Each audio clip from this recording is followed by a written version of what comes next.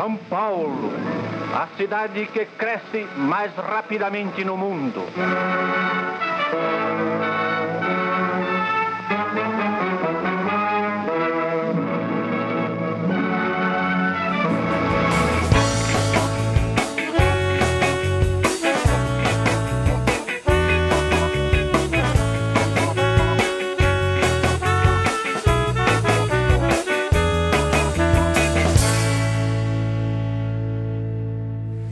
A senhora, por acaso, sabe quem foi Henning Boylessen? Não sei, não. O senhor sabe, por acaso, quem foi Henning Boylessen? Não. Nunca ouviu falar? Não. Botaram o nome nessa rua, mas eu não sei porquê. Parece que engenheiro, né? Alguma coisa assim, mas eles, quando puseram esse nome, assim, eles não espalharam folheto, falaram que era... Não conhecemos. Eu sei que o nome é alemão, agora quem foi eu não sei. Eu sei que ele é alemão. Não conheço. Não conhece? Nunca ouviu falar? Nunca ouvi falar. Muito obrigado. Sim, ele é um administrador. Ele foi um administrador dessa região. Dessa região? Dessa região. E o que mais a senhora sabe dele? Só isso, pelo fato de ter na plaquinha até mesmo. A gente lê.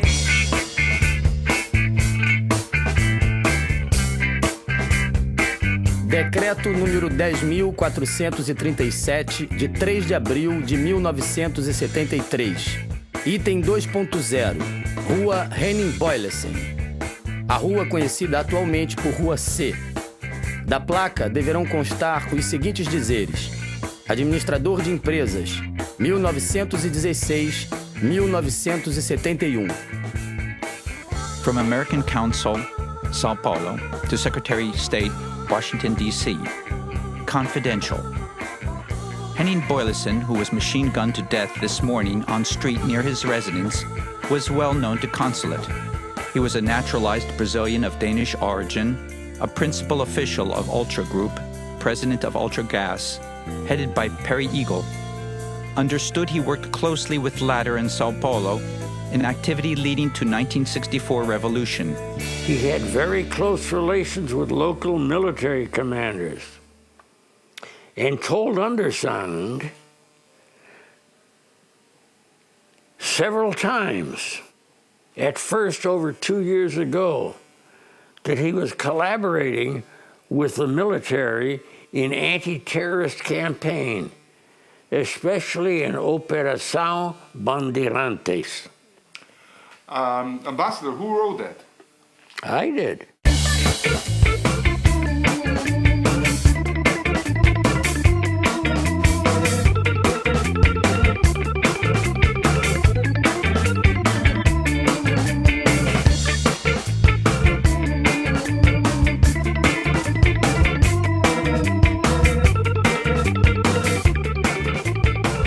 Agora vocês vão saber aqui quem é o nosso dinamarquês. Ele é um brasileiro naturalizado que está no Brasil há quantos anos, Guarani? Estou 30 anos. Há 30 anos no Brasil. É um grande industrial brasileiro. O Boylessen é o chefe do grupo Ultragás, né? Ultragás. Dados pessoais e currículum vitae. Nome: Henning Albert Boylessen. Data de nascimento: 14 de fevereiro de 1916, Copenhague, Dinamarca.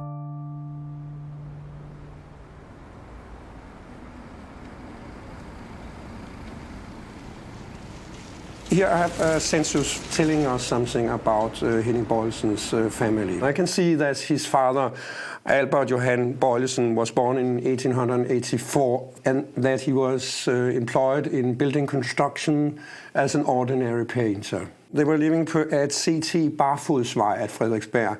The building was originally built for people which don't have apartments. The apartments were very small. So the life in the apartment with the father and mother and the many children has been very narrow. As dificuldades de infância seriam, segundo ele, responsáveis pela sua vontade férrea de vencer, competindo livremente.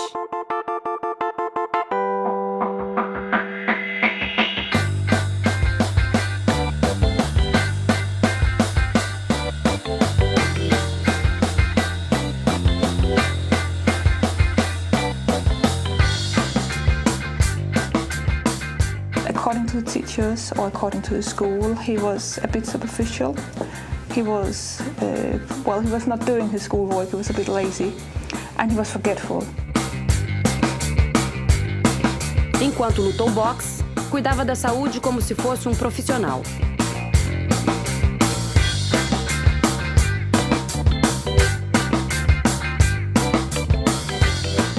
No futebol, conseguiu ser um ponta esquerda razoável, pelo menos para os padrões da Dinamarca.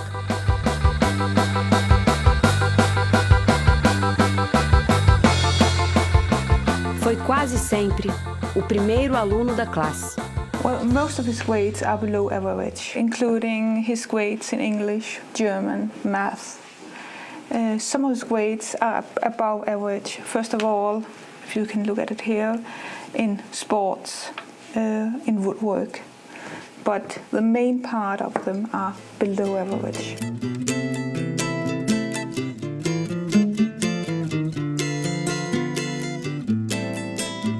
Jeg husker fra dengang han var en dreng, hvor tit vi måtte købe nye jakker til ham. Lige så tit han fik en. Lige så tit kom han hjem uden og sagde, mor, jeg mødte en, der trængte mere til en jakke end mig, så jeg har givet den væk. Sådan var Henning. Han var sådan en god dreng. Formação técnica, curso de administração de empresas, curso de contabilidade industrial, Instituto de Ensino, Comércio e Indústria, Copenhagen, Dinamarca. O meu avô, que era cônsul dinamarquês no Brasil, mandou as filhas para lá.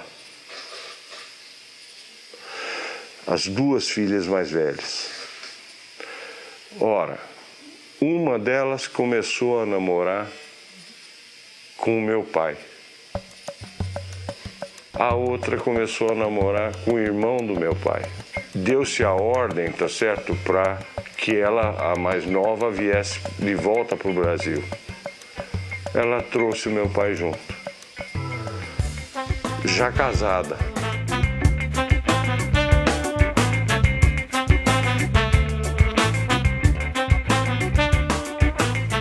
O navio chegou ao Rio trazendo o rapaz de 22 anos com 500 mil réis em cada bolso.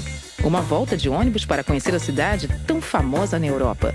Nessa volta, roubaram um dos 500 mil réis de um dos seus bolsos. Desistiu do Rio, veio para São Paulo.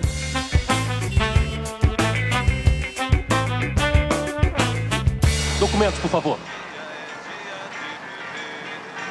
Você, o que tem nessa bolsa aí atrás?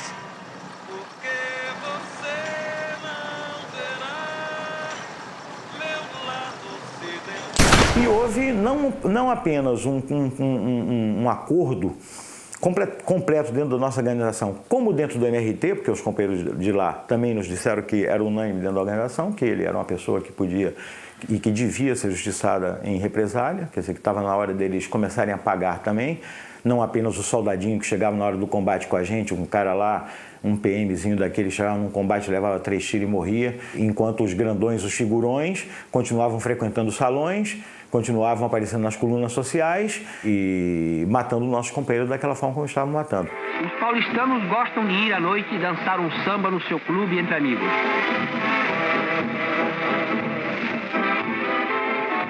Ele gostava do Brasil miscigenado, ele gostava um pouco dessa desordem brasileira, isso era da alma dele, ele gostava disso. Portanto, é o primeiro paradoxo do Boyleson. Ele não foi dinamarquês propriamente. Então, ele se adaptou muito bem ao espírito brasileiro.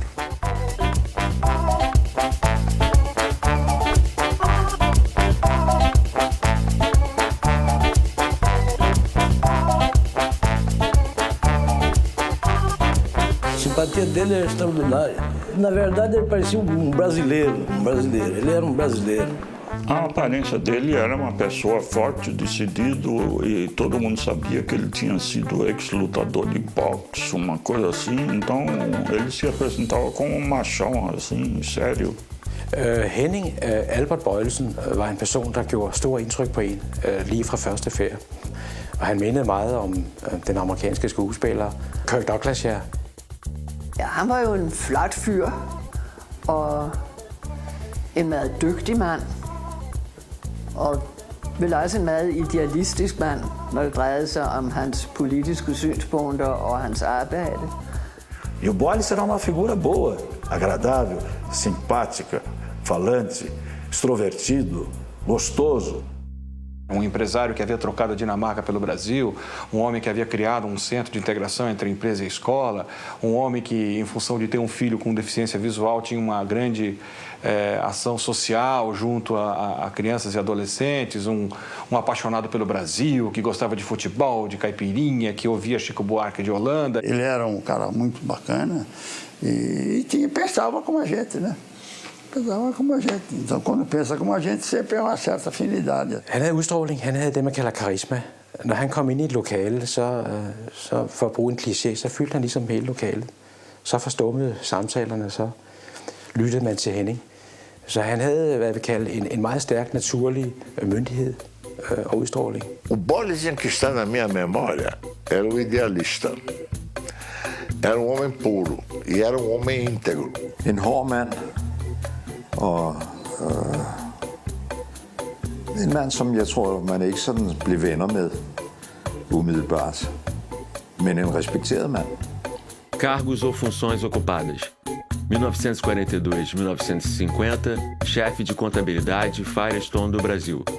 1951-1952, diretor, administração e vendas, fábrica Dantop. 1952 até o presente, companhia Ultragás. No Grupo Ultra, ele entrou na área de contabilidade e área econômica e terminou como presidente da empresa. He was a very prominent businessman with this Ultra Group, which was well known, of course. Para Henning, porém, mais importante fora conquistar a fraternal amizade de Peri Igel, com quem se sentia tão identificado quanto o próprio irmão de sangue. Disse textualmente: se ele me mandar pular do abismo, eu pulo. Quando a gente discutiu sobre o Peri Igel, a ideia era, não se sabia se era ele. O que se sabia, o que a gente tinha informação, é que o Grupo Ultra estava financiando ao banco. Metade da população brasileira usa gás liquefeito. Metade. Enquanto você tem cerca de 50 milhões de pessoas que são atendidas em suas casas com gás liquefeito de petróleo. Pouca gente sabe disso. Pouca gente sabe. E a Ultragaz é a empresa líder no ramo, além de ser a pioneira. A companhia ia indo muito bem. E em 65, só na cidade de São Paulo se entregava 32 mil botijões de gás por dia. Ora, isso em 65. Nem imagina o que era um negócio desse. O Grupo Ultra dirige e controla cerca de 20 empresas. Opera no gás, opera no eletrodoméstico, opera na petroquímica. Eletrodoméstico é Ultralar. Ultralar eletrodoméstico.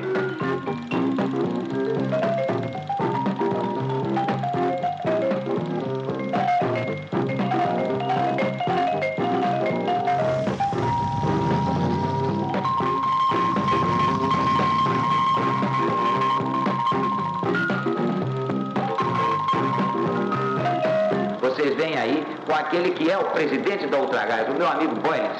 O Boyles é o que tem a responsabilidade dentro do Grupo Ultra de presidir a Ultragaz. A primeira de toda pista que nós tivemos sobre o Boyles não foi sobre o Boyles, foi sobre a companhia Ultragaz. Por quê? Nós começamos a perceber, nesses relatórios de companheiros que chegavam à prisão, e também nos relatórios dos companheiros que às vezes escapavam de um cerco, que naqueles cercos sistematicamente tinha caminhões da Ultragaz que estavam estacionados perto. Então nós começamos a dizer, ué, esses caminhões é capaz de estarem participando do esquema.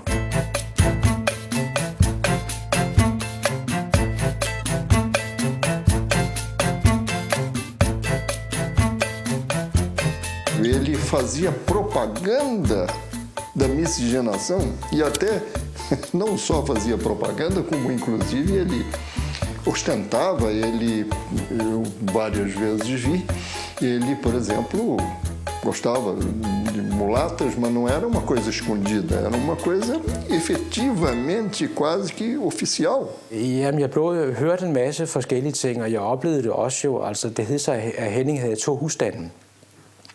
Henning havde en kone, som var på hans egen alder. Henning var på det tidspunkt først i 50'erne, 52-53.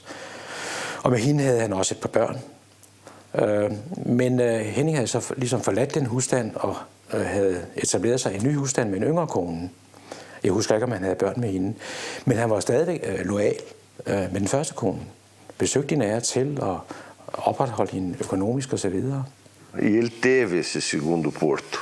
Eu gosto de falar Porto porque não tira a graça e, ao mesmo tempo, não tira a oficialidade do primeiro Porto, que ele nunca se separou. Mas ele conheceu uma mulher que teve mais filho dele.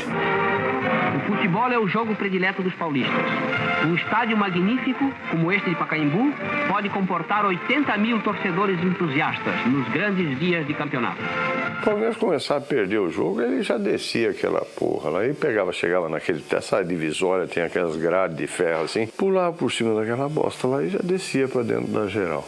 Você chegava e brigava com todo mundo? Ah, meu amigo, você podia, não demorava muito, já tinha aquele rolo formado. E se o Palmeiras continuasse perdendo, você já podia ir embora para Barra Funda que você ia encontrar ele lá. Você sabe o que eu digo da Barra Funda, da delegacia de Barra Funda. Porque ele ia preso. Em briga no estádio, lá no Pacaembu.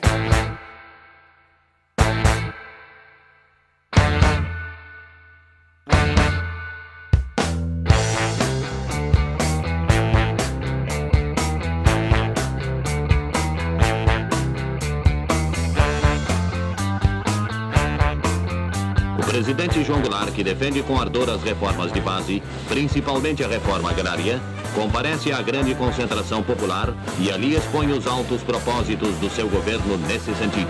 João Goulart era uma ameaça porque era leniente. Esse era assim o âmbito, o espírito dentro das empresas. Achavam que o Jango ia implantar aqui a República Sindicalista, que se chamava na época. O Jango não tinha condição de implantar república sindicalista nenhuma, ele mal se aguentava lá, né? Mas a percepção era essa, eles achavam que havia um risco iminente do Brasil ir para o comunismo. Como estava o mundo? Eu costumo dizer disso, ele estava em dois hemisférios ideológicos. Você tinha que escolher um dos dois, não tinha meio termo, não. Ou você era de um ou era do outro. Não? E isso tem a reflexão sobre o país. Also, you have to look at, there was a gentleman by the name of Fidel Castro who had taken over in Cuba. And in Brazil, early in the early 60s, there was a lot of turmoil, political turmoil, urban turmoil. And there's a lot of concern that type of turmoil might spread and become a very infectious type of thing. Formou grupo de empresários para poder, então, estruturar uma reação à implantação da República Socialista do seu Jango Goulart.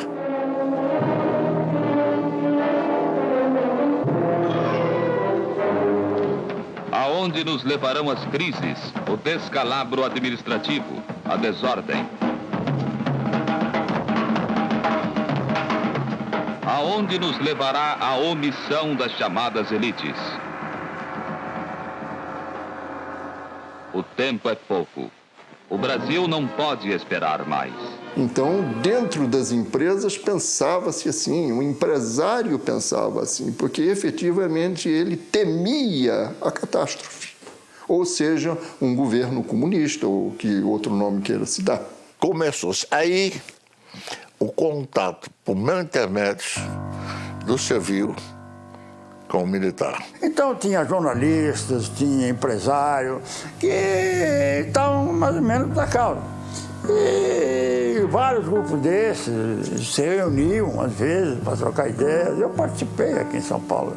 Essa percepção de que a ditadura militar ela não é um fenômeno estritamente militar, aliás, é uma das coisas que a gente mais deve destacar, né? Tanto quanto o golpe não foi apenas militar, foi civil-militar, com apoio dos empresários. Foi mais do desejo do empresariado de defender os seus interesses, que estavam sendo arriscados se houvesse uma cubanização do Brasil, digamos. Eles viam um grande risco nos seus negócios nisso. Então eles resolveram agir. Não? E alguns entraram firme na situação. como foi o caso do Boyce. O Boyce, ele não gostava do comunismo mesmo. Ele deu a definição para ele o que seria um comunista. Quando jovem, quer aparecer. Quando adulto, ideal. Quando mais velho, burro.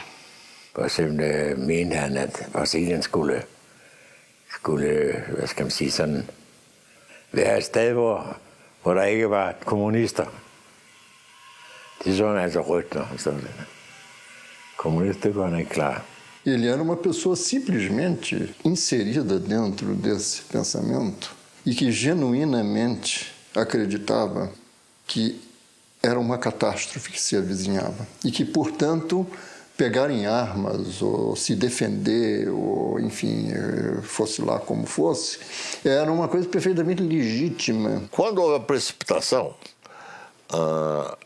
não houve tempo de sair do meu escritório. Então, todos se reuniram no meu escritório, inclusive Boyleson.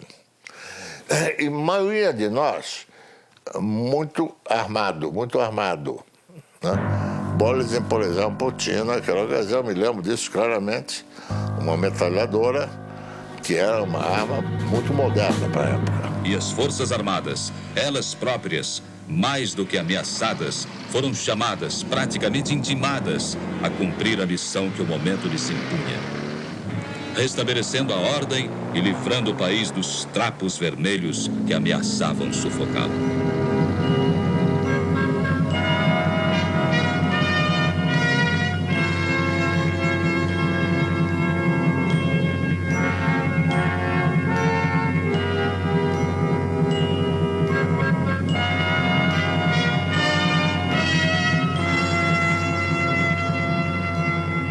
A Ultragás está ligada à Petrobras não é apenas pelos gasodutos. Ela está ligada à Petrobras praticamente em todo o seu programa. Ela consome o gás produzido na Petrobras. Ela está ligadíssima à Petrobras em toda a petroquímica.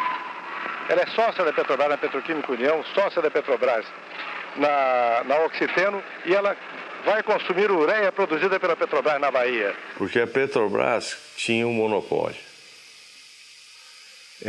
A Ultragás comprava o gás lá fora, transportava ele para o Brasil, vendia à vista para a Petrobras. Petrobras pegava, internava esse gás, a Ultragás ia lá e comprava ele de volta, pagando ele a 30 dias.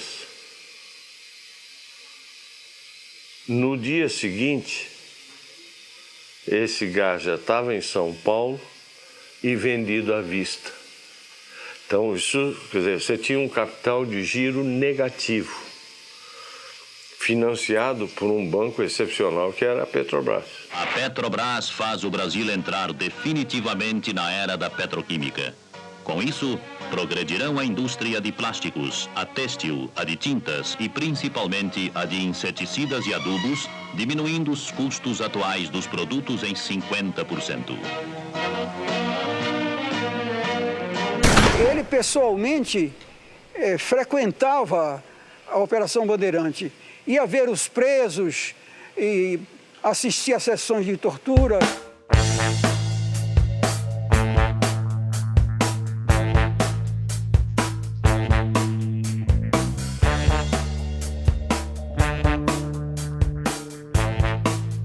Mas a carreira dele no Grupo Ultra foi meteórica até chegar à presidência do grupo e ele colocou isso muito a serviço de coisas boas, né? E foi diretor da Fiesp, foi diretor da Associação Comercial. Uma pessoa alegre, uma pessoa com muita vontade de fazer coisas boas para a empresa, para os funcionários. Olha, quando você fazia uma campanha ou qualquer coisa que se valha, que ele se engajava, ele conseguia associação de empresários e de coisas que era de se tirar o chapéu.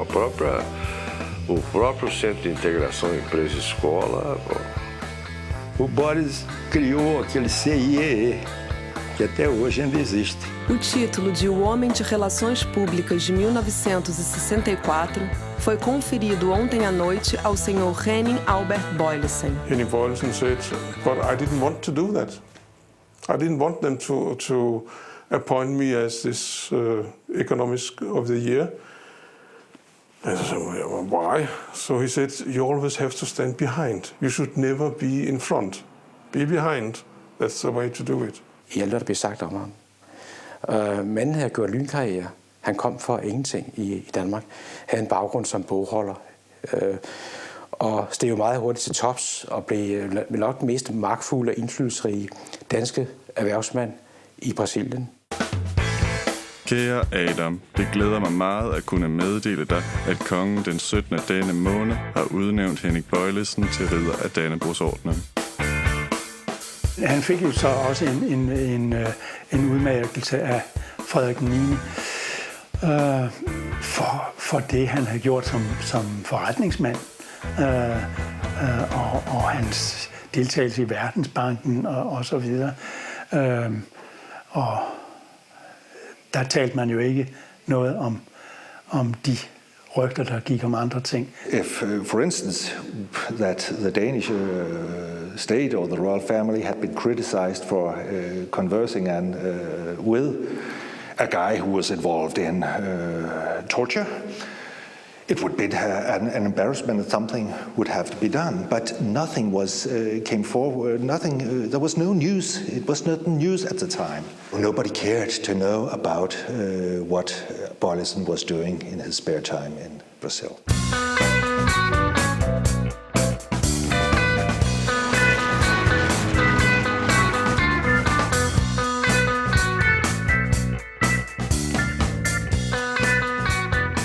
Desde 64, foi se configurando grupo mais radical que julgava que a missão da chamada revolução era fazer uma grande operação limpeza no Brasil, ou seja, eliminar comunistas, subversivos, etc. Ontem, hoje, sempre, minha pátria, continente, eu te amo demais. Vou seguindo em frente, tão feliz e tão contente nessa ilha de paz. Ninguém segura essa nação. Ame ou deixe meu país alvissareiro. Eis o milagre da divina criação, majestosa inspiração, porque Deus é brasileiro. Pra frente, meu Brasil, pra frente. Eu te amo e com você sou mais feliz. Pra sempre, meu Brasil, pra sempre. Não me canso de exaltar o meu país. Primeiro vieram aquelas manifestações de rua, né? Aquelas grandes passeatas, e aquela turbulência toda levou ao tradicional número 5. Em 68, o regime recebeu uma dose cavalar de poder, com a edição do Ato Institucional número 5, dia 13 de dezembro de 68. E aí, os direitos dos cidadãos foram anulados. E é assim que Sua Excelência, o Senhor Presidente da República, após ter ouvido os membros do Conselho de Segurança Nacional, resolveu baixar um ato institucional que tem como finalidade fundamental preservar a Revolução de Março de 1964. O ato era um ato fascista, né, o AI-5. E foi uma imposição do Costa e Silva sobre o Castelo Branco. Foi o golpe no golpe, como eles dizem. E foi na sombra do AI-5 que se fez toda essa repressão. E provavelmente o AI-5 foi feito por causa disso, para poder dar mão livre, para poder atuar mais energicamente. Foi uma tragédia que durou muito tempo e atrapalhou o Brasil. Pra frente, meu Brasil, pra frente. Eu te amo e com você sou mais feliz. Pra sempre, meu Brasil, pra sempre. Não me canso de exaltar o meu país. Então, a partir daí, então, é que começa mesmo que esse pessoal todo que estava numa certa resistência ostensiva, né, e, de certo modo, passiva, né, porque era uma resistência de passeatas, discursos, comícios. Então, com o ato final número 5, eles praticamente vão para a clandestinidade. Vão para a clandestinidade e inauguram a luta armada. Se existisse democracia, se existissem outras formas do povo alcançar o poder, entende? Nós não escolheríamos uma forma violenta apenas porque sejamos violentos por natureza, entende? Não é essa a situação.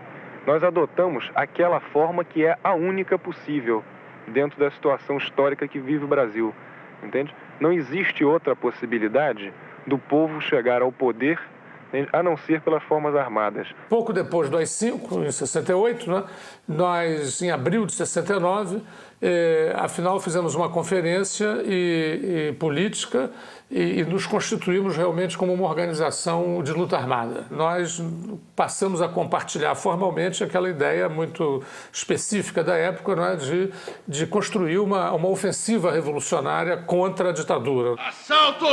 Cala a boca! Todo mundo pro banheiro!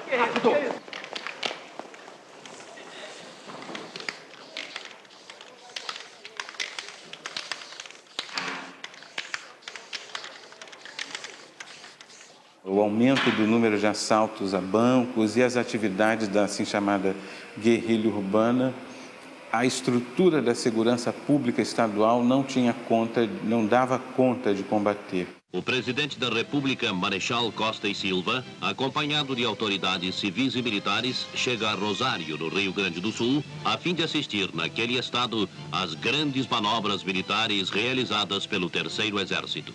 Os soldados revelaram alto nível de adestramento no emprego de armas ultramodernas e os oficiais sua capacidade técnica para enfrentar qualquer tipo de guerra moderna, inclusive guerrilhas.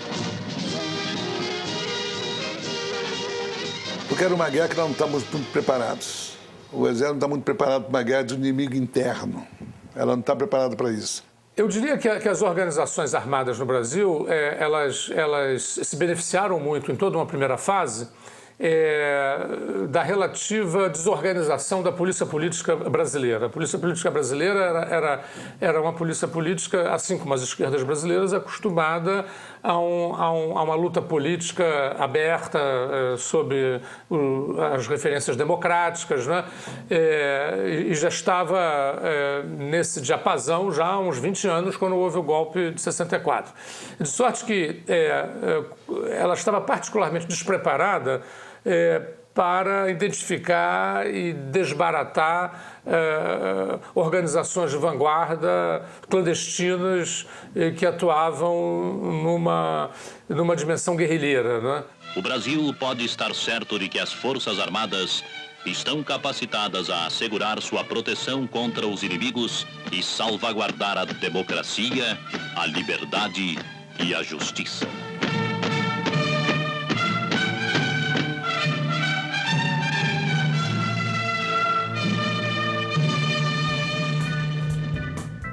Por causa do assassinato do Chandler, os americanos acharam conveniente, dali para frente, fazer um outro tipo de enquadramento para a situação no Brasil, né? E aí, eu tenho a impressão que foi assim que iniciou-se a UBAN. Não sei por que elementos da esquerda acharam que ele seria um espião americano. E resolveram, então, fazer o presunto do moço. A execução bárbara do capitão americano Charles Chandler, na presença da esposa e do filho de 9 anos, também teve um impacto imensamente negativo sobre as Forças Armadas. As Forças Armadas, na minha opinião, principalmente o Exército, sentiam que estavam na defensiva contra as ações dos terroristas cada vez mais violentas. Aqueles primeiros assaltos a banco, aquele primeiro sequestro, foram coisas assim que nós nunca pensávamos que ia ter que enfrentar. Imagine o Exército tem que enfrentar um troço disso. That was a very difficult time when Elbrick was kidnapped. A nossa organização vai ser responsável por várias ações, inclusive a nossa organização participou do sequestro do embaixador norte-americano, juntamente com a ANN. O sequestro do embaixador americano criou a impressão, tanto na extrema-direita como em nós mesmos, de que nós estávamos mais fortes do que realmente estávamos. Os terroristas exigem 70 presos em troca do embaixador suíço. Tudo indica que quem comandou a ação foi o ex-capitão Carlos Lamarca. Ele é uma afronta ao exército brasileiro. O inimigo está no interior do próprio país e é a ameaça comunista na figura dos próprios nacionais. E então toda uma nova estratégia militar deve ser traçada para combatê-lo. Então o Exército, através do seu alto comando, resolveu formar um núcleo central da repressão. A UBAN foi criada por necessidade militar. Eles precisavam de um órgão que pudesse fazer a luta contra as forças de esquerda, entendeu? Mas no meio civil. Eu fui um dos fundadores, né? A UBAN começou na Manuel Nóbrega, na divisão do Exército, antiga divisão de infantaria, e lá é que concentrava a atividade, iniciou-se o combate ao terrorismo, foi lá. Quem era o chefe da Operação Bandeirantes era aquele major, que hoje é o general Brilhante Ustra, né? O responsável pela segurança interna da área, em São Paulo, era o general José Canavarro Pereira, que resolveu, então, unificar os esforços das Forças Armadas, da Polícia Federal e das Polícias Civil e Militar de São Paulo, centralizando as ações de combate ao terrorismo sob um comando único e sob a responsabilidade do Exército. Com essa finalidade, em 27 de junho de 1969, com a aprovação e o apoio material do governador Abreu Sodré, governador do estado de São Paulo, foi criada a Operação Bandeirante, também conhecida como OBAN. O governo Abreu Sodré transformou uma delegacia de polícia que já existia na Rua Tutóia num centro de tortura, de interrogatório, de captura, de luta contra os militantes contrários à ditadura militar. Desencadeou-se então em São Paulo a Operação Bandeirante, que foi com certeza a mais radical, a mais cruel operação da repressão durante o regime militar brasileiro. São Paulo, o maior centro industrial da América Latina. São Paulo era também o centro da resistência, né? Você imagina o que é o pânico do sistema financeiro em São Paulo, percebendo que de uma hora para outra aumenta muito o número de assaltos a banco, né? De modo que não é por acaso que foi nessa cidade que surgiu a UBAN. Onde é que houve problema militar? Onde é que houve problema das greves violentas? Onde é que houve a mudança da igreja? Tudo no mesmo lugar. Então esse era um lugar sério, evidentemente, para fazer o esforço principal. Foi o mais criminoso e sanguinário aparato da repressão. Era um órgão que combinava gente do Exército e da Polícia de São Paulo, Ernesto. Eles podiam prender, torturar e matar quem eles quisessem.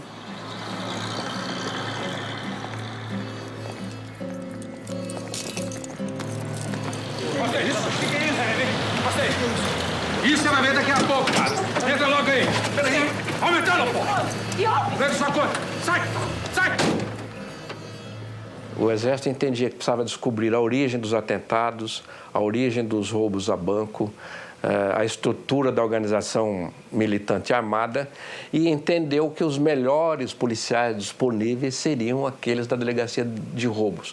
Então houve uma seleção de policiais civis e alguns policiais militares para compor a Operação Bandeirante. Havia, né, na Polícia Civil um grupo de policiais chefiados pelo delegado Fleury que estava eliminando marginais ou não marginais. O único que entrava nesse pedaço, entrou para fazer a parte da UBAN, do DOP, de tudo, foi o colega Sérgio Paranhos Fleury. At han omgav sig med nogle af de militære og politifolk, som man absolut ved var involveret både i dødseskadroner og i tortur. Blandt andet jo den frygtede Sergio Fleury, som han kendte særdeles godt. Não é pelo fato dele eventualmente, tá certo, ter uma amizade com o Fleury que iria dizer que ele estava participando do que o Fleury fazia.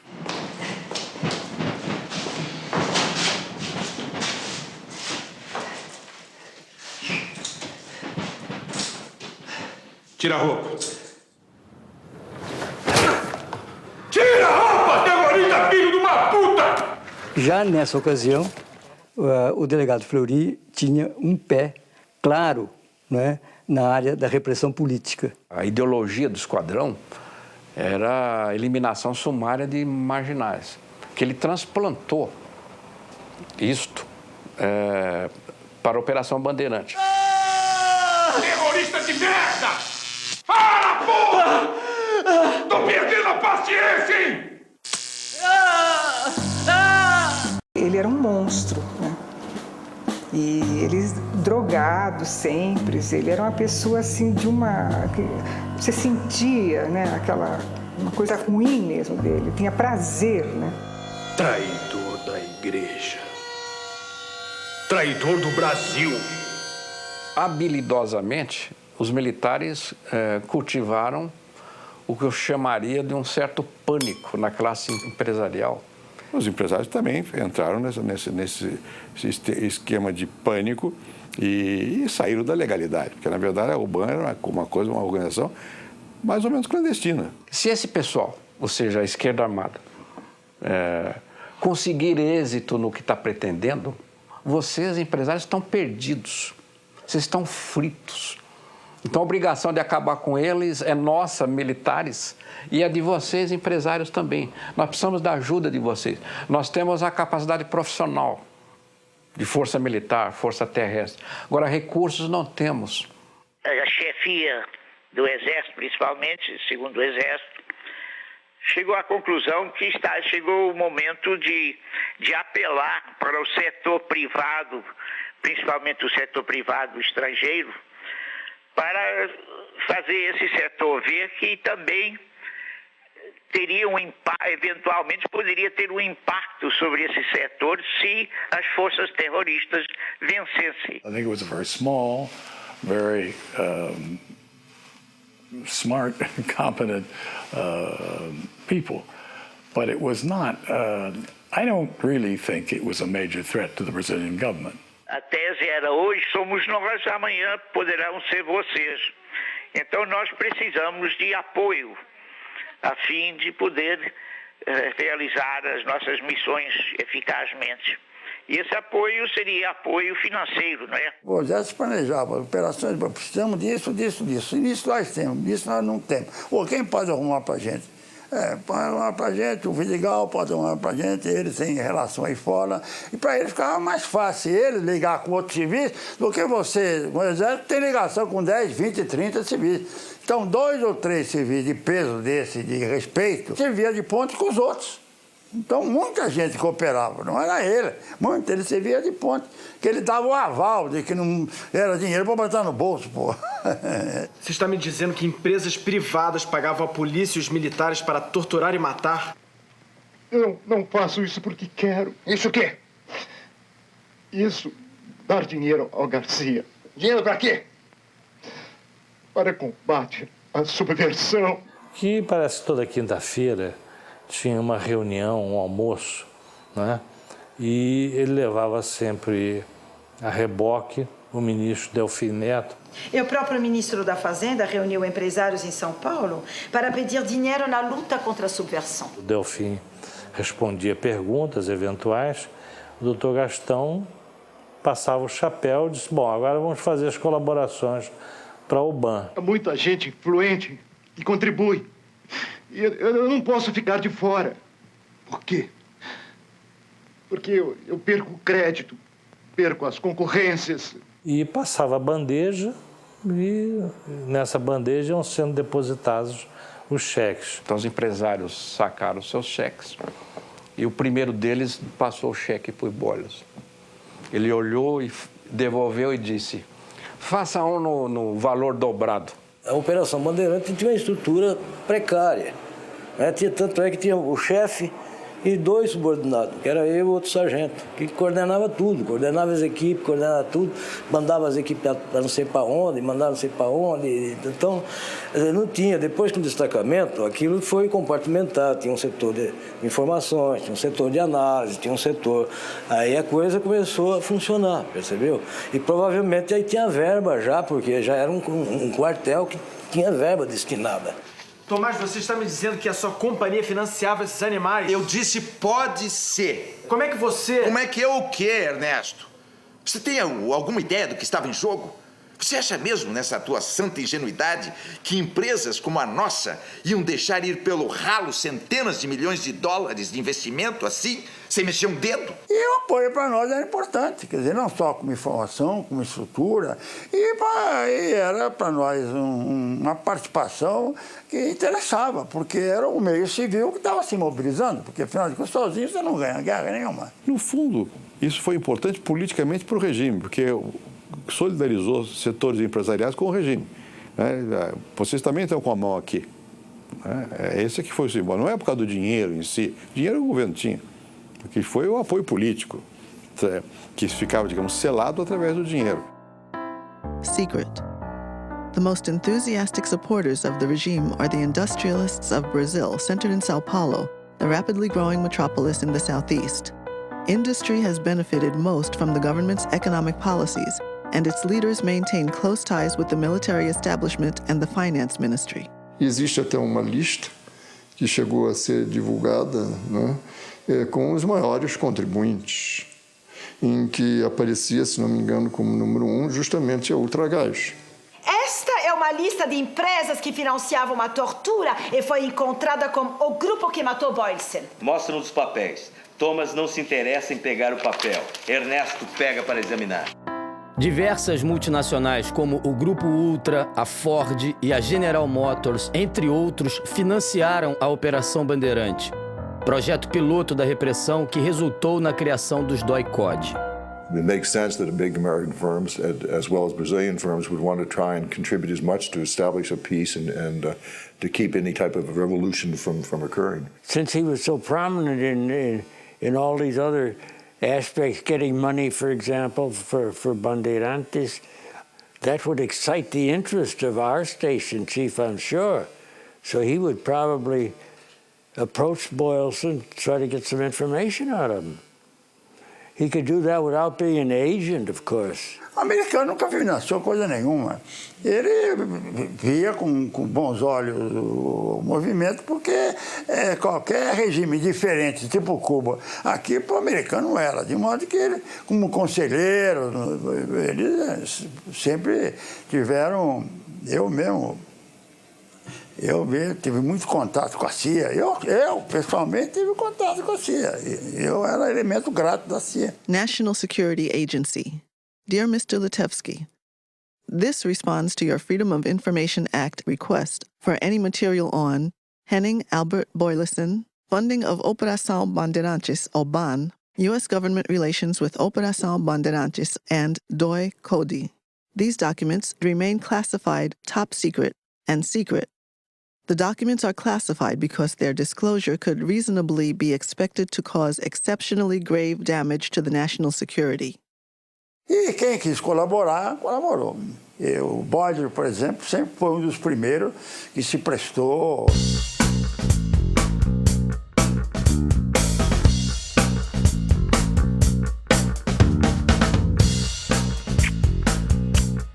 E o elemento de ligação que se prontificou a ser ligação com o setor privado foi o Boylston. Nos 3 anos e 4 meses que comandei o DOI, não recebi qualquer doação de Boylston ou de outros empresários. Não quer dizer que todo empresariado se envolveu, mas alguma parte dele, obviamente, esteve envolvido, ou direta ou indiretamente. No caso do Boylston, foi um envolvimento direto. O Boylston começou a adotar o método da máfia, de cobrança de contribuição financeira junto aos empresários, para reforçar o orçamento da repressão. Mas não contou com o apoio de 2 empresários de São Paulo. Pelo menos 2 se recusaram. Antônio Emílio de Moraes e o José Mindlin. E ele me disse, olha, eu estou representando a OBAN, que se está organizando para ajudar a salvar a sociedade dos perigos da agitação de esquerda, né? E então eu queria saber se o senhor estaria disposto a colaborar com recursos de que a UBAN necessita para se equipar tecnicamente.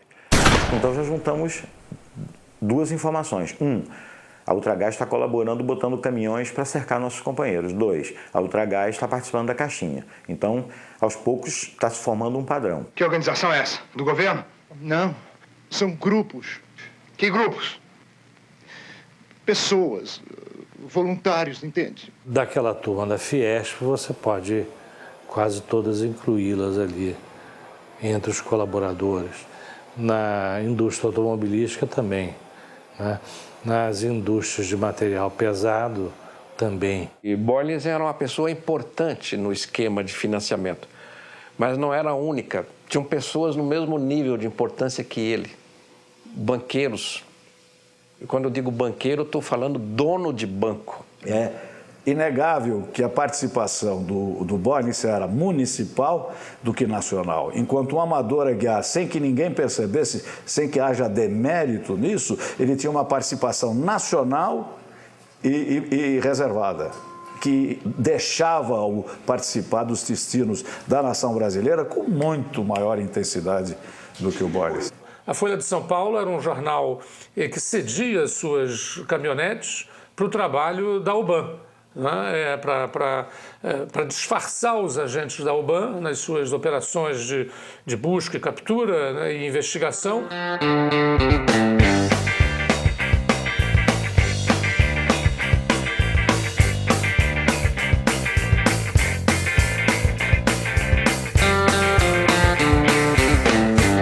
Do presidente Médici acendeu novas e ardentes esperanças no espírito do povo brasileiro, sobretudo quando afirmou: homem da lei, sinto que a plenitude do regime democrático é uma aspiração nacional.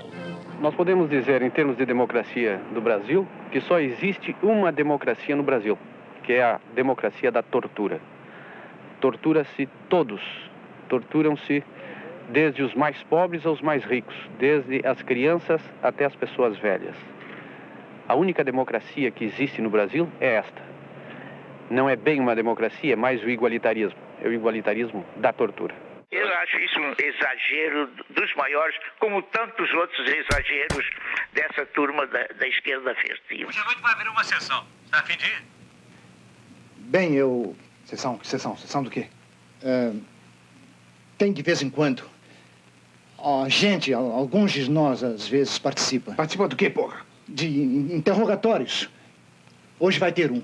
A UBAN, de fato, era um lugar onde os presos eram vistos e eram torturados também à vista de alguns ricaços que pagaram para poder assistir à tortura dos inimigos deles. É preciso ver que, nesse momento, as Forças Armadas brasileiras admitiram participar de uma atividade policial repressiva ilegal e que, em última instância, implicaria na tortura e mesmo no extermínio, no assassinato político. Por exemplo, se eles pegavam um elemento aqui intramuros, né? Pode ser que vocês não devam pôr isso aí. Eles faziam torturas, faziam o que eles queriam, né? Pegavam o que eles queriam. Agora é a sua vez. Vamos abrir o bico, padreco comunista. O Esquadrão de la Muerte me arrestou e me torturaram 3 dias consecutivos, pero no terceiro dia, eles bajo la mano do capitão Benoni Albernaz. O Albernaz, ele se dava muito bem com Boyles, né? Além de tinha esse, como ele frequentava o UBAN, sempre que ia ao UBAN, passava na casa do Albernaz e iam juntos. Suas ordens, deve inspirar-se na tradição de liderança do Exército Brasileiro. Energia com benevolência, autoridade com exemplo, persuasão com sentimento. Durante 30 dias, diariamente, fui torturado da mesma maneira. Levaram até o Castra, onde fui torturado severamente. Fui para o pau de arara. Também fui colocado no pau de arara. Um cacetete no ânus, cacetete com dentes. Pegaram uma tesoura e me seguravam pelos seios. Fechavam a tesoura sobre o seio, fechavam, apertavam, depois tiravam. Vai falar agora? Quem são vocês? Quem vocês pensam que são? Até o surgimento da UBAN, a tortura era praticada, mas de um modo muito sistemático. E, por outro lado, também, frequentemente, de modo amador. Né? Quer dizer, o tratamento brutal, mas sem sistema, sem inteligência, sem informação, né? Sem método. Né? Isso a UBAN trouxe. Usavam métodos assim mais, vamos dizer, como eles falavam, científicos, né? Tanto que a equipe tinha o enfermeiro. Doutor Coutinho era um encarregado de observar toda a tortura para impedir que os torturadores passassem o limite em que eu ficasse inconsciente. O importante para isso, não por humanidade, evidentemente, mas porque para eles era importante atingir apenas o limite da minha resistência.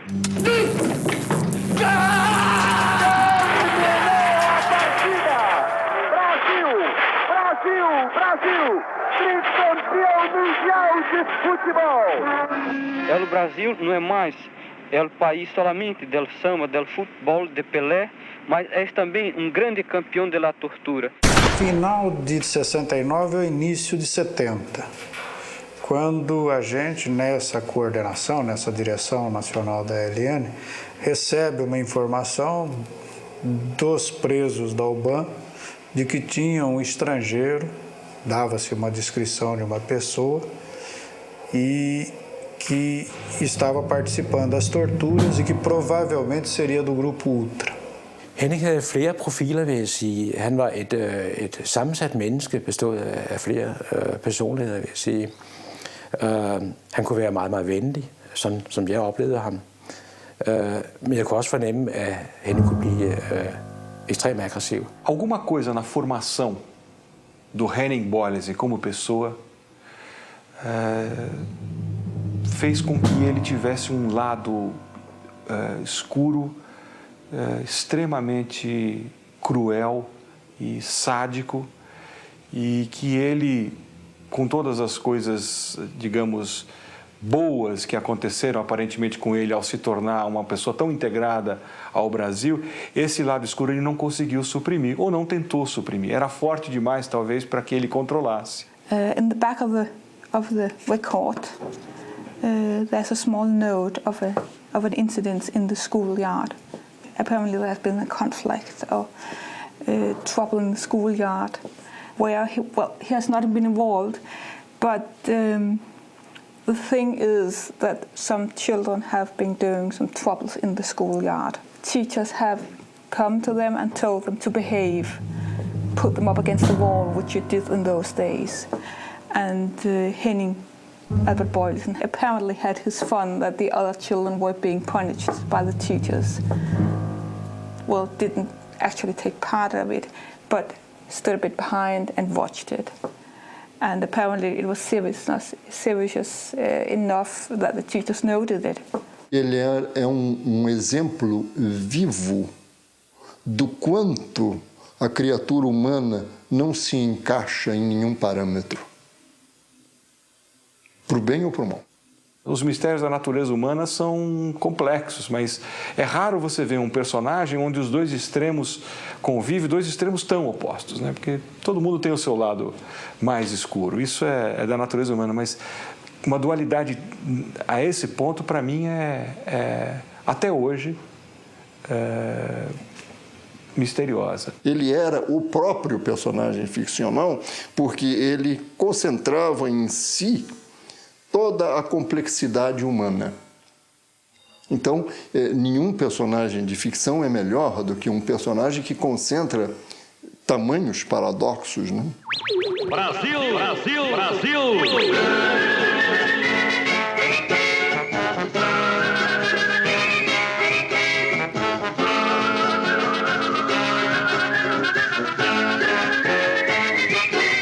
Eu não conheci pessoalmente o Browning, como é Boylan? Boylensen. Mas tinha ouvido falar. Doutor Geraldo Brown, esse filho da puta tá metido nesse negócio, hein?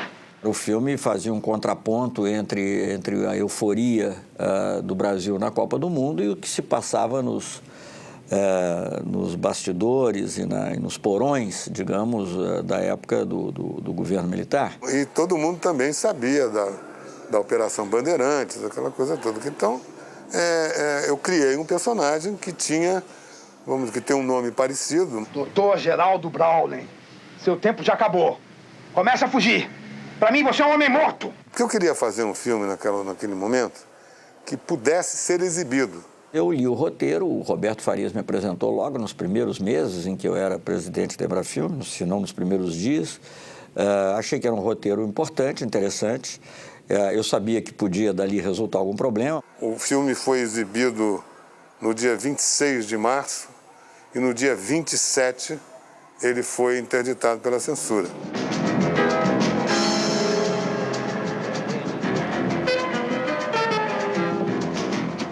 Num determinado momento, quando eu fui, digamos, convidado a me demitir da Embrafilme,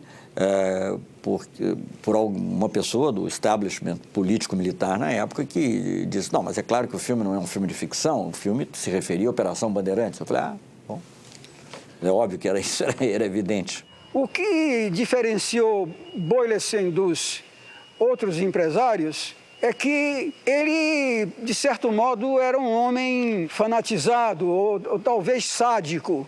Porque os outros empresários se limitaram a dar o dinheiro que pediram e não se sabe o nome deles.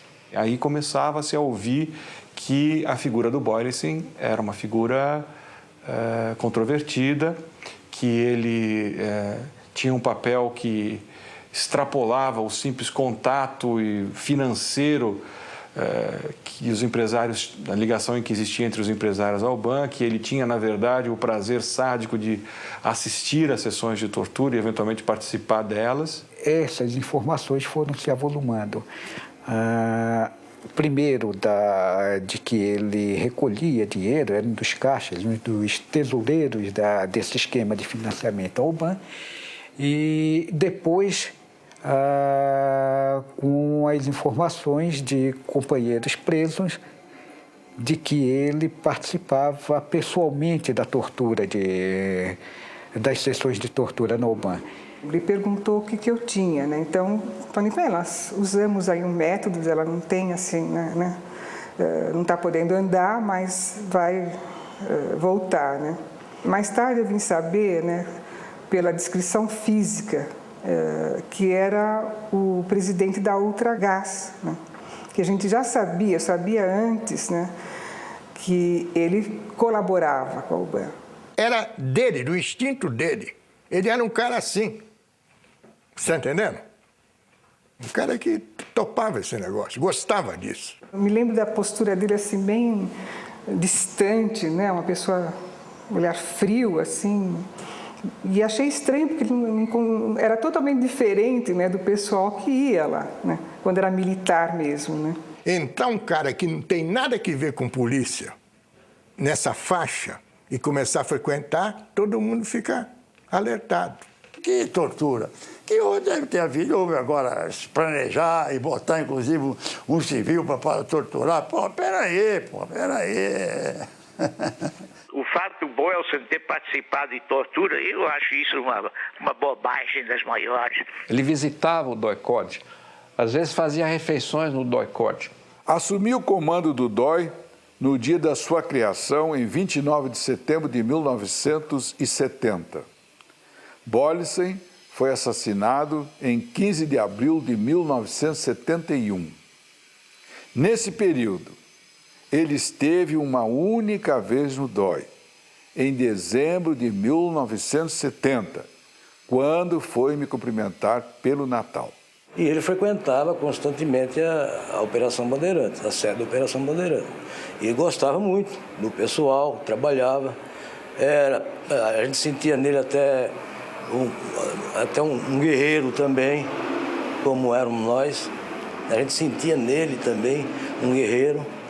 Cumprimentava todo mundo, soldado, cabo, ele não tinha problema porque eu sou o presidente do Grupo Ultra e tal. Então era um cara excepcional. Fazer questão de presenciar a tortura, dizem até que criando ou trazendo para o Brasil instrumentos de tortura. As organizações terroristas criaram a farsa de que Boylissen foi justiçado por frequentar o DOI e assistir aos interrogatórios, por inventar uma máquina de dar choques elétricos chamada pianola, que ele mesmo testava nos presos.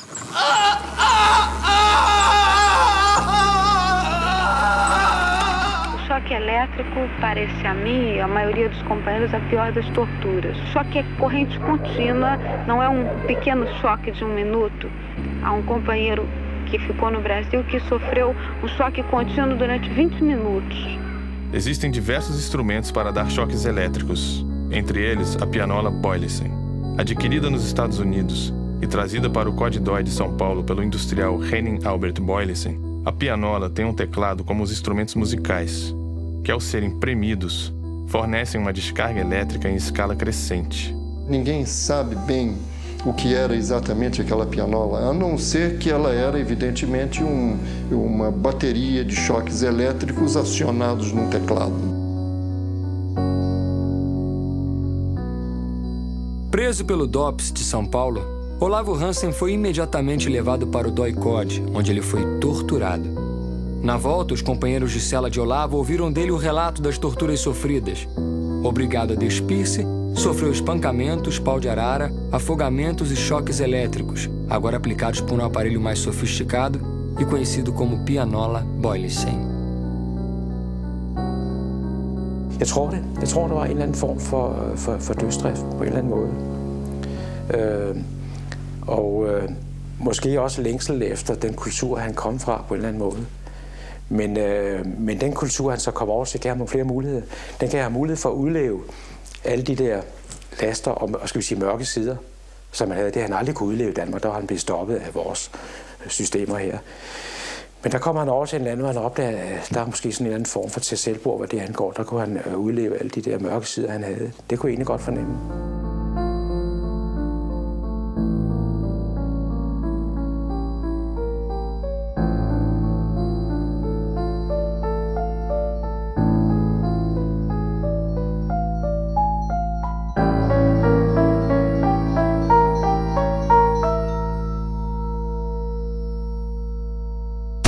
Se fecha.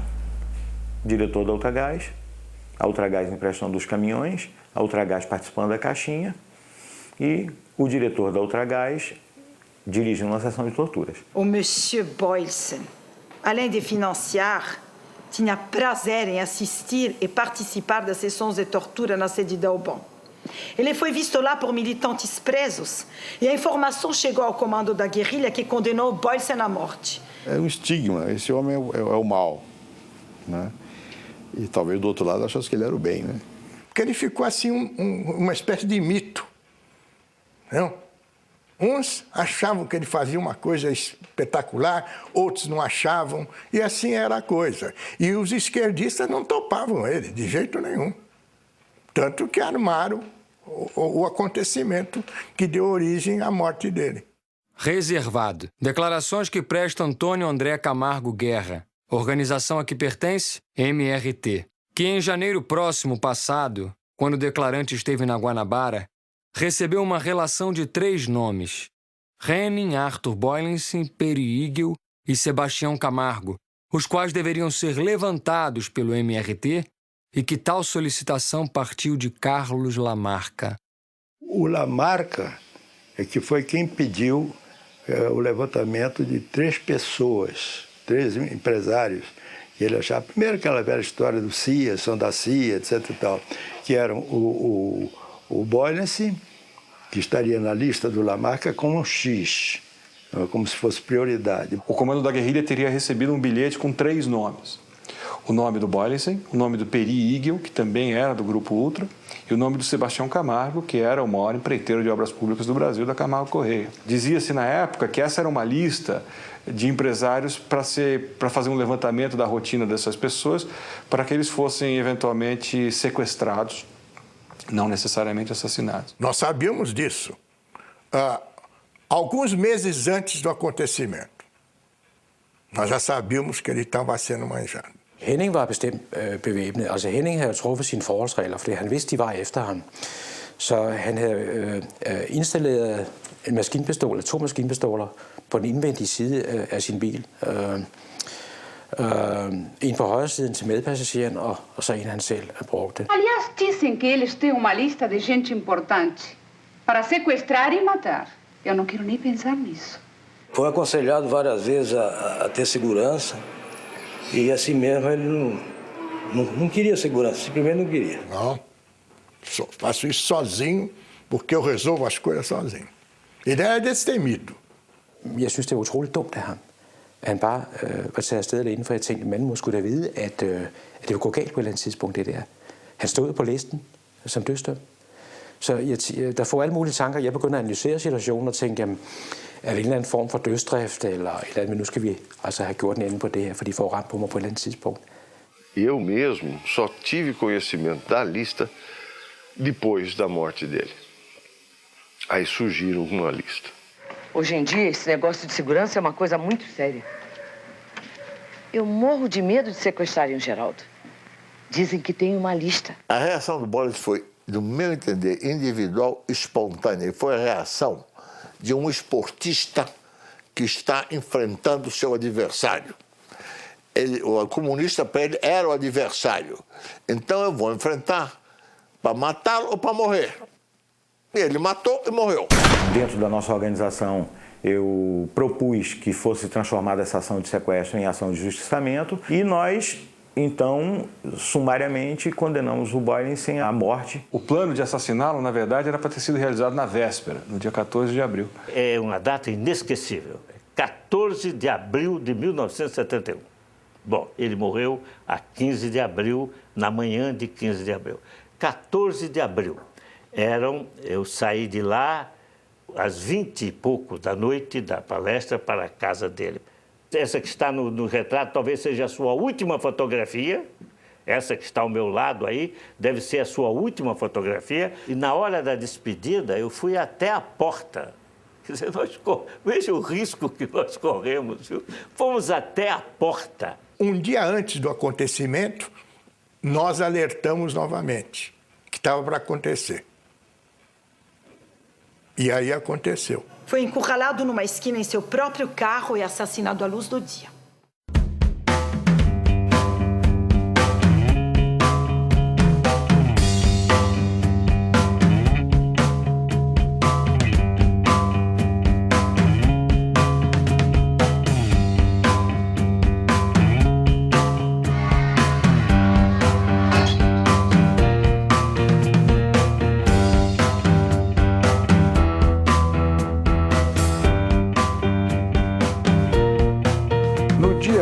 De abril de 1971, quando Boylenssen entrou com seu carro na Alameda Casa Branca, 2 carros com os terroristas emparelharam com o dele. Ele tenta subir a Peixoto Gomes para ir na direção da Paulista, mas a Feira Livre o impede de fazê-lo. E entra na Barão de Capanema à direita para tentar subir a Casa Branca à esquerda na direção da Paulista.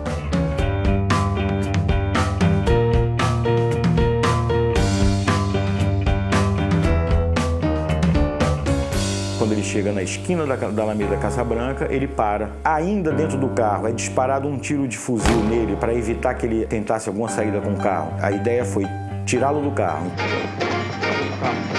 Vocês dois, saiam daí, rápido! Fica na tua, cara! Esse filho da puta é um dos responsáveis pela tortura no Brasil. Após ter sido atingido por um tiro de fuzil, Boylenssen ainda tentou fugir a pé. O Boylenssen saiu do carro, tentou fugir para onde tinha uma em direção à feira, mas havia companheiros já esperando por ele ali. Ele voltou e o Yuri atirou. Os dois companheiros encarregados descem desse carro da ação e, durante a corrida dele, ele foi sendo acertado nas costas.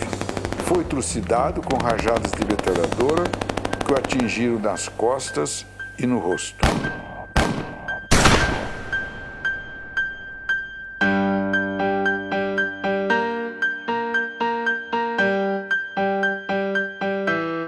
Alvejado 5 vezes nas costas e depois de morto e caído na sarjeta, levou 25 tiros na cabeça.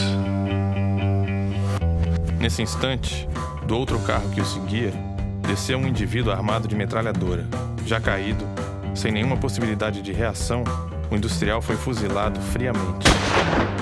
Ele caiu com a cara na sarjeta, né, ali entre o meio-fio e a rua. O companheiro Alfa, que era o dirigente da ação, que era encarregado da certeza, quer dizer, quando você faz um tipo de ação como essa, você encarrega alguém que chega e dispara o chamado tiro de misericórdia, ou seja, aquilo que tem certeza que o cara está morto mesmo, para não deixar uma ação pelo meio do caminho. Na verdade verdadeira, se eu estava ali, eu era o Alfa. Então eu lhe digo que eu sou Alfa. Eu era quem estava dirigindo a ação. O último tiro foi dado a curta distância. Boylessen morrera. Entramos nos carros e iniciamos o trajeto de fuga. Durante a fuga, trocávamos olhares de contentamento e satisfação. Quando eu dobro à direita na Rua Barão de Capanema, eu me deparo com esse Galaxy branco, com as portas abertas, com a porta do motorista aberta, o pisca-pisca ligado, e o carro está perfurado de balas. Aí eu olho em volta e vejo que não é só o carro que está perfurado de balas. Eu vejo bala nas paredes, eu vejo balas numa banca de jornal que tinha do outro lado da Alameda Casa Branca. Aí eu olho à direita, no meio-fio, aquela água suja correndo pelo meio-fio, um corpo caído. Eu consegui passar com o carro entre o Galaxy e o corpo que estava no chão. E ao entrar no prédio, já as sirenes e a gritaria toda dos carros que chegavam, aquelas veraneios, aqueles carros que eram, nessa época, bastante associados com a OBAN, com a repressão.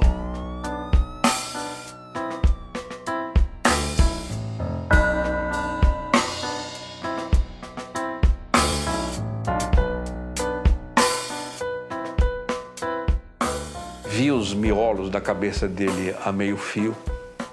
Não sabia o que era aquilo. De qualquer maneira, a minha experiência na área criminal me mostrou claramente que aquela execução foi feita com muito ódio. Confidential from British Consulate General São Paulo to British Embassy, Rio de Janeiro. The terrorist group responsible for this murder left leaflets accusing him of working for the CIA, which seems highly unlikely.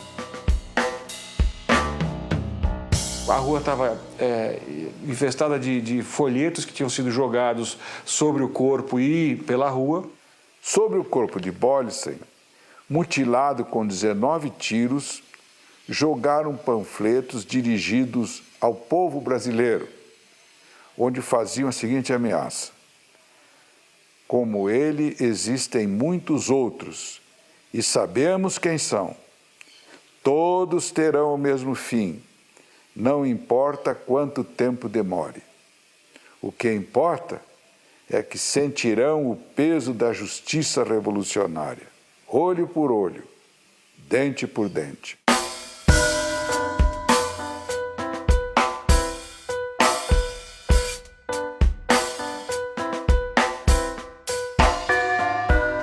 Henning Arthur Boylessen foi justiçado, não pode mais fiscalizar pessoalmente as torturas e assassinatos na OBAN.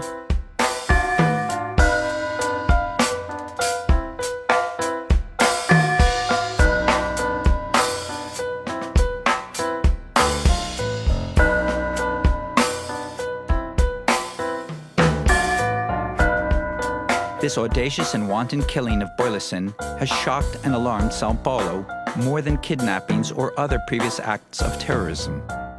Attitude toward terrorists will doubtless harden, and many fear further escalation violence on both sides.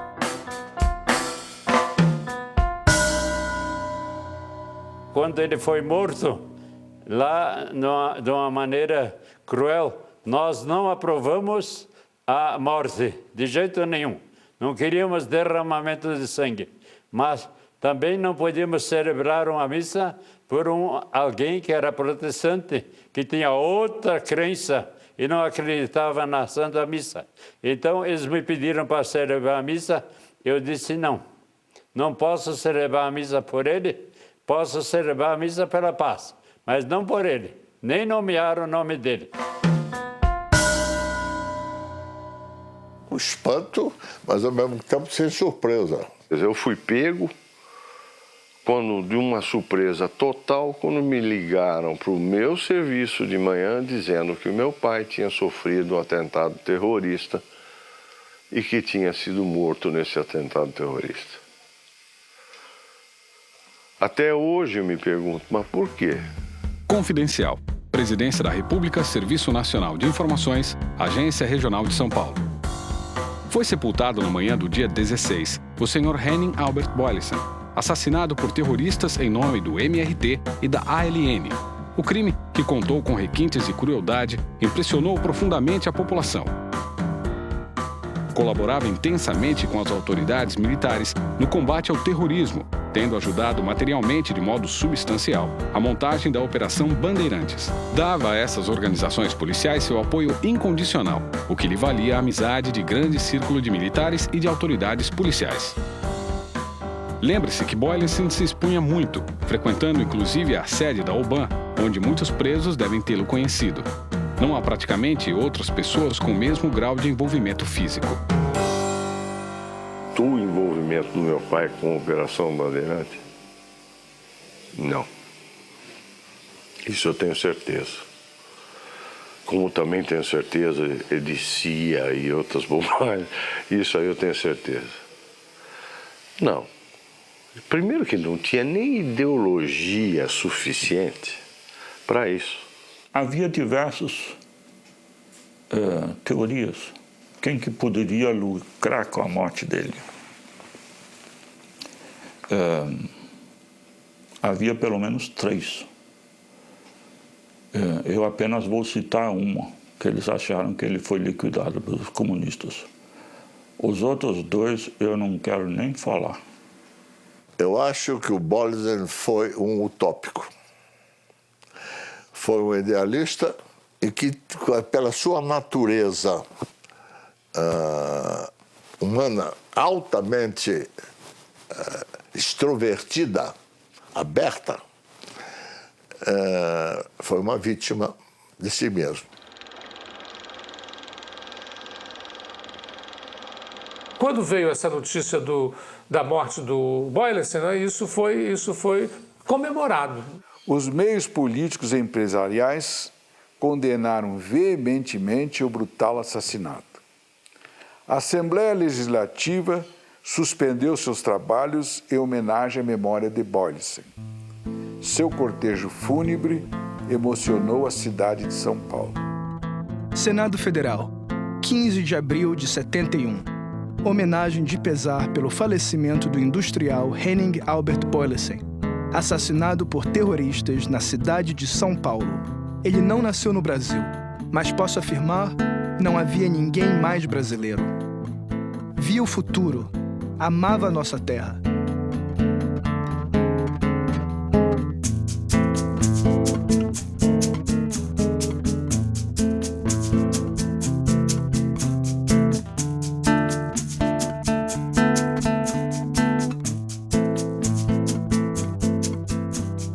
As pessoas ficaram felizes, sim, com a morte dele. Não dá para negar. Dito hoje, parece chocante que você fique feliz com a morte de alguém. Mas só quem viveu aquela época, só quem sabe o sofrimento que era ter os companheiros assassinados, o tipo de sofrimento que o Boylissen causava às pessoas, pode entender como e por que as pessoas se alegraram com a morte dele.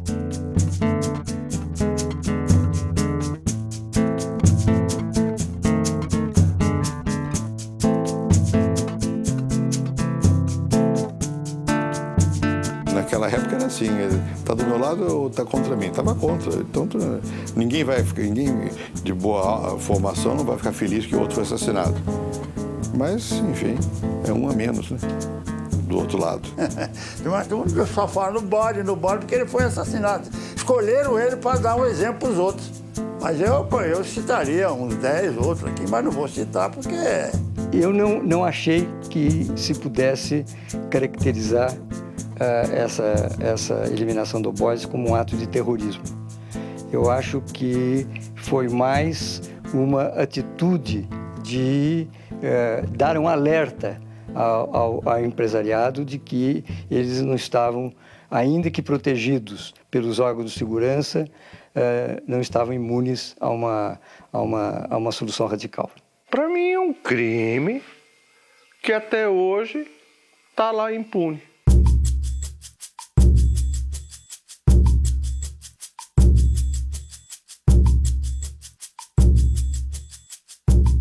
Joaquim de Alencar Seixas foi preso pelo DOI no dia seguinte à morte de Boyce. Morreu quando tentava fugir num ponto de polícia. Dimas Antônio Cassimiro foi morto 2 dias depois da morte de Boyce, em tiroteio com agentes do DOI que foram prendê-lo em seu aparelho. Antônio Sérgio de Matos morreu em tiroteio com agentes do DOI em 23 de setembro de 1971. Yuri Xavier Pereira morreu em combate com agentes do DOI em 14 de junho de 1972.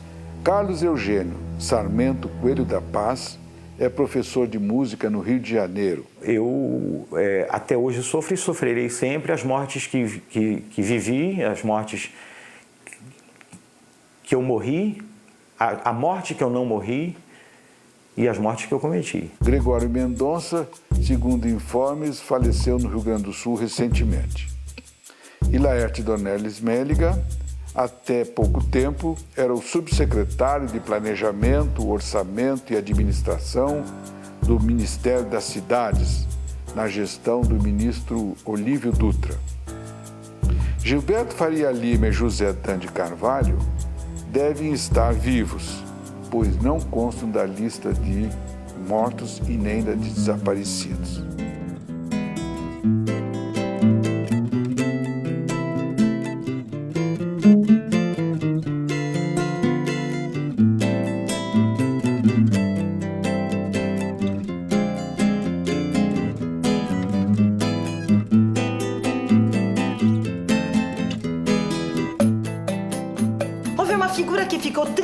Famosa por sua ligação com Albon. Um executivo dinamarquês naturalizado brasileiro. Se chamava Henning Boyce. Eu queria escrever sobre o envolvimento do empresariado com a repressão, porque esse é um assunto que foi muito pouco falado. Foi varrido para debaixo do tapete por razões óbvias. A grande parte das empresas que participaram desse esquema estão aí ainda.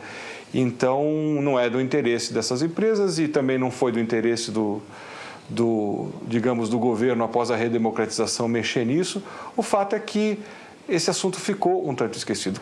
É muito mais cômodo não discutir esse assunto, porque esse assunto fatalmente trará atrás de si todos esses inconvenientes que afetam determinadas pessoas. No fundo, o Boyce foi que botou a cara. Mas é a cara de muitos outros que tinham uma atitude semelhante, né? Que achavam que, enfim, justificaram a repressão, né? Então, melhor não falar dele, porque ao falar dele, como se diz em latim, de te fabula narrator. Eu estou contando a sua história. Não a sua, mas a dos outros que estavam ali por trás. Eu acho que é isso, né? Vocês tiveram, assim, a imagem de um homem que, nascido na Dinamarca, foi para o Brasil, lá fixou-se, começou de baixo e hoje, dentro do Brasil, é um grande industrial. Os terroristas mortos têm seus nomes colocados em logradouros públicos. A família de Henning Albert Boyce, até hoje, nada recebeu do governo. A rua, que não é muito rua, mas tá o nome dele. Boa tarde. O senhor, por acaso, sabe quem foi Henning Boyce? Henning Boyce foi um administrador de empresas presidente, se não me engano, do grupo Ultragás, que foi trocado por terroristas que estavam presos na época dos militares no poder. E, se eu não me falha a memória, ele inclusive foi até assassinado.